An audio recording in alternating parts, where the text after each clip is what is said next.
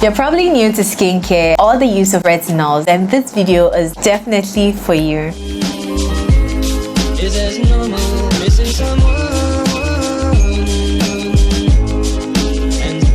Hey loves, welcome to my channel and welcome to another skincare video. So from the title, in today's video we are going to be talking about retinols or retinoids and how amazing they are for your skin, especially if you're on an anti-aging skincare journey. I'm mostly going to be showing you guys when, how and why you should be using retinols in your skincare routine, no matter the skincare products you're using. And these are some of the questions that I personally had before getting started on using retinols. So I'm going to be sharing everything that I've learned so far, so you don't have to make the same mistakes that I did when using retinols. I'll also be showing you guys some of my personal retinol favorites, so I think you should stay tuned to the end of this video. If you happen to be new to my channel, welcome to the channel. My name is Terry and I love to create skincare, makeup, hair and lifestyle videos. So if that's something you're interested in, then definitely consider hitting the subscribe button down below to join the TV gang here, so you never ever get to miss any of my weekly uploads. If you do find this video helpful, please go ahead and give this video a big thumbs up. It helps other people here on YouTube to see my videos, so don't be shy, give it a big thumbs up.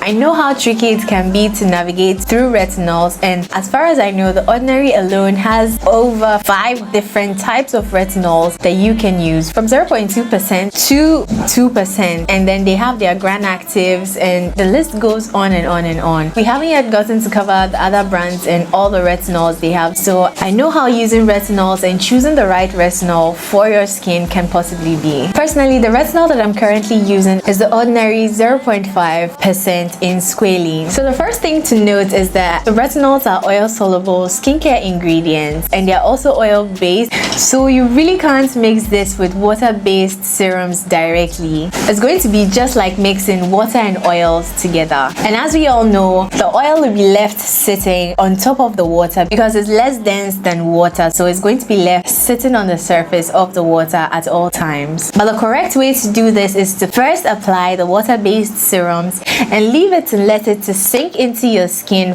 When you leave the water-based serums to sit on your skin, it gets absorbed into your skin before you then go in with the oil-based skincare product, and that goes on next after the water-based products. So because the oil-based serum is only going to get absorbed after the water-based serums have been absorbed by your skin, that's why you're supposed to go in with the water-based serums first, and then you top it off with the oil-based serums or your retinoids. But if you go ahead to reverse this step, your water-based serum is going to be left sitting on top of your oil-based serum with no way to penetrate into your skin, because the oil-based serum becomes a barrier between your skin and the water-based serum. I hope you get what I'm trying to say. So if in my skincare routine I have hyaluronic acid and niacinamide, I'm going to want to use those two first before I go in with my retinols or any other oils that I'm going to use on my skin. And between the niacinamide and the hyaluronic acid, you're going to have to check the densities. The lighter product always goes before the heavier product. You only need about 2 to 3 drops at most when using your retinols, but that also depends on the size of your face. Personally, I only need about 2 to 3 drops, but if you feel comfortable, you can go as high as 4 to 5 depending on the size of your face. But 10-20 drops, I think that's overkill. After which you can go in with your moisturizer. So I got this question in my comment section that should you apply moisturizer after using your retinols, and yes, you should always apply moisturizer no matter what you're using on your skin. And I'd recommend that in the simplest skincare routine, it should always contain moisturizer. But again, if your moisturizer is water based, please remember, apply your moisturizer before you go in with your retinols, applying the first principle that we just talked about. Water-based products come before oil-based products. If your moisturizer is water-based, you apply that before you go in with your retinol, which is oil-based. So assuming you're using both hyaluronic acid and niacinamide, the first thing you would do is go in with your niacinamide, then go in with your hyaluronic acid, and then with your water-based moisturizer before you go in with your retinols. In the case where your moisturizer is oil-based, please apply your moisturizer after you apply your retinol. So it's going to read niacinamide, hyaluronic acid, retinol, and moisturizer. If your moisturizer is water-based, it's going to read niacinamide, hyaluronic acid, moisturizer, and then retinol. I hope this makes sense. If you have absolutely any issues, I'm always in the comment section responding to people, especially after my video goes live. I stay back to respond to comments, so please feel free to leave me a comment if you watch this video and you have absolutely any confusions. Let me know in the comment section down below and I'll get back to you. So personally, in all situations, I do like to tackle the bad ones before the good ones. So in this case, it's going to be which products to not mix with retinols. So the first on this list are acids, and by acids I mean salicylic acid, glycolic acid, lactic acid, mandelic acid. As we know, some of these are BHAs, some of these are AHAs, but they're all acids and they're all chemical exfoliants, and these penetrate really deep into the skin to help speed up the cell turnover time. And what I mean by that is that it just helps your skin to shed the old skin faster.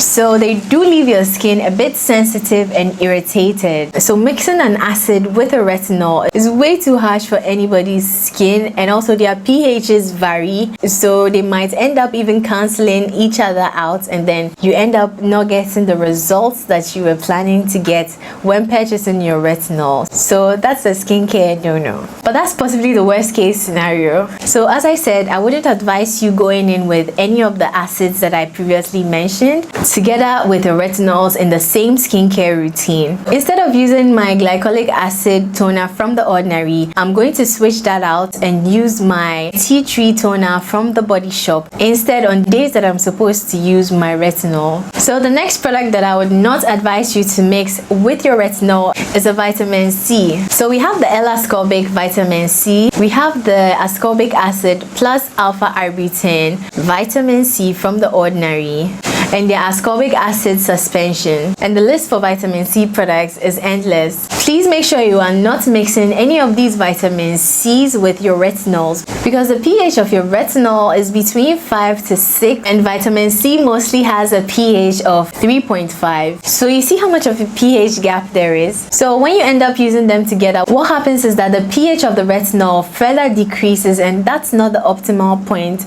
at which your retinol is supposed to work its magic. So that's when you end up saying, oh, my retinol is not working, I think I got a bad retinol, but then you were mixing it with a different products that you weren't supposed to. So you're not going to end up seeing the results that you were actually really expecting from your retinol.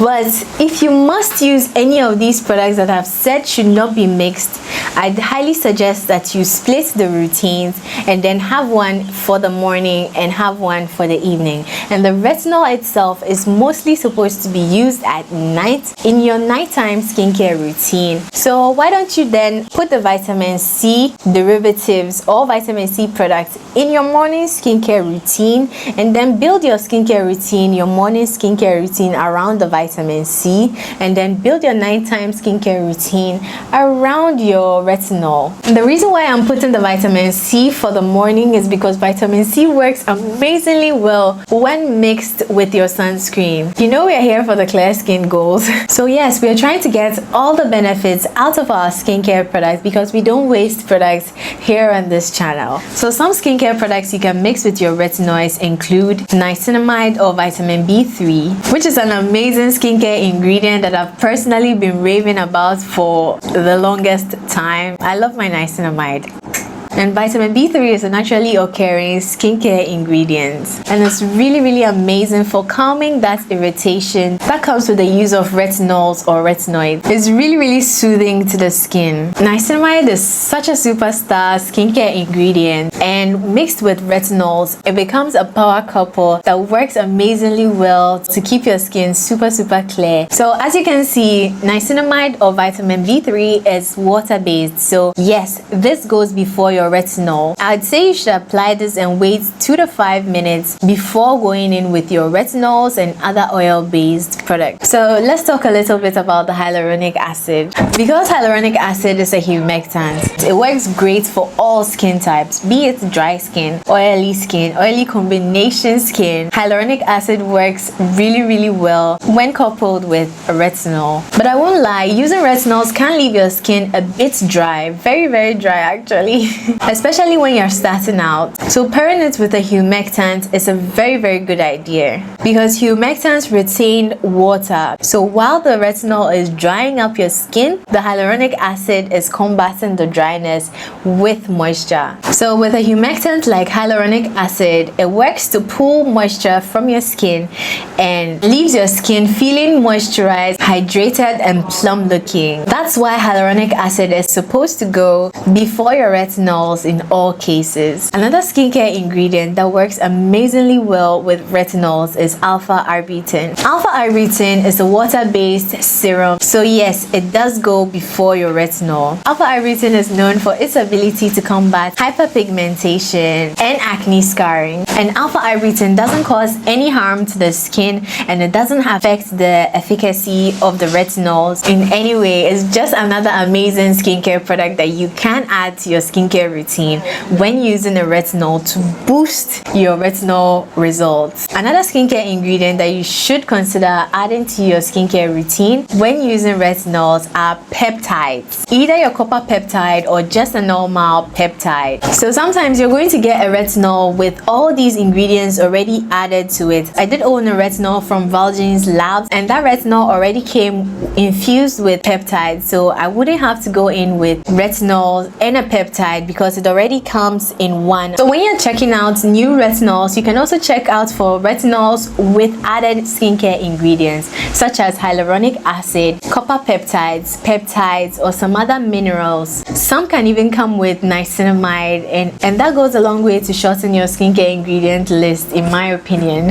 And these peptides are forms of amino acids which help boost collagen production in your skin. And if you didn't know, collagen is the stuff that's produced in your skin that keeps your skin looking super young and fresh all the time. So a combination of peptides and retinols is an amazing for anti-aging skincare. If your skincare routine is geared towards fighting premature signs of aging, wrinkles, crow's feet, and all forms of other aging signs, then a combination of peptides and retinols is exactly what you need in your routine. Peptides are usually water-based, so that comes before your retinol. So I don't know if I emphasized this enough in this video, but retinols can be very damaging, especially if you don't use it right in your skincare routine. So sunscreen is an absolute must if you've included retinol in your skincare routine.